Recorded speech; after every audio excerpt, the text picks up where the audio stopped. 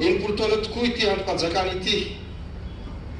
Lalana maro no diaviny tao anatin'izany enimpolo taona izany. Androm-panjakana mpanao lalàna. Voasoratra mazava ao anaty lalam-panorenana manomboka tamin'ny repoblika voalohany ka hatramin'izao ny andraikin'izany antenimiran-dolo izany. Ankoatra ny asa fanaovan-dalàna itovizana amin'ny antenimiram-pirenena dia mpanolontsaina ny gouvernemanta ny olona ary tsotena ireo vondrom-bahoaka paritra tsy ny raha-pahefana.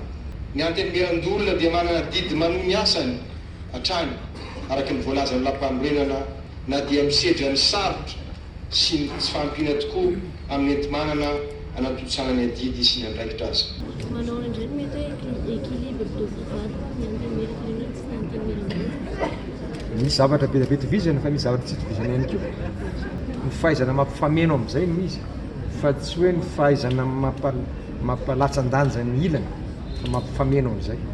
Tsisy hoe ry manan-danja ry tsy manan-danja fa samy manana ny asany. Sanaka famatahotsy-peo. Mampiavaka antenimiran-dolona kosa dia izy misotena ny vondrom-bahoaka tsy ny raha-pahefana sy ny vondron'olona ara-toekarena.